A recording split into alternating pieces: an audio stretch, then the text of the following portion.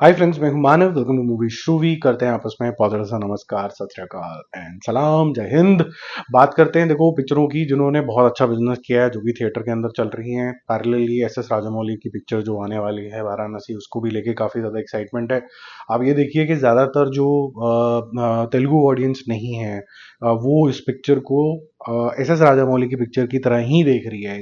जो हार्डकोर महेश बाबू के फैंस हैं वो इसको देख रहे हैं कि महेश बाबू की भी एक नेक्स्ट पिक्चर आ गई। बट लार्जली जो एसोसिएशन है इस पिक्चर का, जैसे जेम्स कैमरन की पिक्चर आती है तो ये एक डायरेक्टर के लिए विन होती है। तो एक विजनरी डायरेक्टर अगर होता है तो वो, लेकिन हाँ ये काफ़ी अच्छे कॉपी भी कर लेते हैं चीज़ें, सीन्स वगैरह।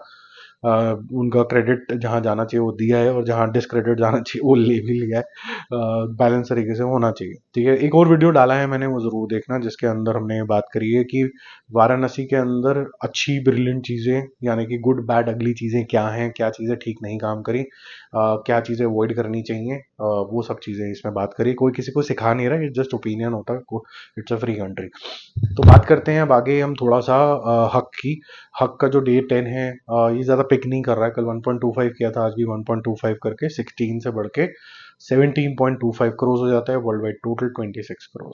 Lalu is unstoppable. बहुत ही फैंटास्टिक तरीके का गॉड का यूसेज भी है इसके अंदर। कोई भी जिसे कहते हैं कि ओवर द टॉप चीज़ें नहीं है। भगवान का राइट, जिसे कह सकते हैं कि मार्गदर्शक, जिसे सही मायने में बोला जाता है, वो दिखाया गया। डे 37 है आज। एक छोटी सी गुजराती फिल्म 7 करोड़ का बिजनेस करके 53.5 करोड़ पे पहुंच गई है। World wide total 60 crore cross कर चुका है। In fact it is 63-64 crore rupees. तो फैंटास्टिक ड्रीम रन जिसको बोला जाता है, ये वो है। काल त्रिगोरी नाम की भी एक छोटी पिक्चर आई थी जिसका कॉन्सेप्ट काफ़ी अच्छा है। एग्जीक्यूशन ऑब्वियसली क्वेश्चनेबल है। तो छोटी पिक्चर है, छोटा विजन है, छोटे तरीके से शूट हुई है, लेकिन स्टोरी वाइज देखा जाए, जिस तरीके से डायरेक्टर ने इसको ठीक ठाक तरीके से अप्रोच भी करने की कोशिश करी है, ट्विस्ट भी है, वो ठीक है। टोटल हो जाता है 65 करोड़, 65 लाख सॉरी। 3 डेज के अंदर ये इससे ज़्यादा डिजर्व करती है। फिर बात करते हैं कांथा की, जिसको देखने के लिए अभी भी मेरे को समय नहीं मिला। मैं देखना चाहूंगा। ये तमिल मूवी है। कल मैंने आपसे पूछा है ये तमिल है कि मलयालम है, क्योंकि इसमें दलकर सलमान है। तो मुझे लगा था कि शायद मलयालम मूवी, बट नहीं, ये तमिल मूवी है। बहुत से लोगों ने लिखा, थैंक यू वेरी मच। तो डे 3 जो है वो इसका है 5 करोड़ रुपीज, जितना कल किया था इसने। तो 9 + 5 14 crore rupees. World wide total almost touching 30 crore rupees. तो बाहर का अच्छा सपोर्ट मिलके और ये जो है यहाँ पर लॉन्च करी गई है। बहुत से लोगों ने ये भी बोला कि हिंदी में आनी चाहिए थी पहले दिन से पिक्चर।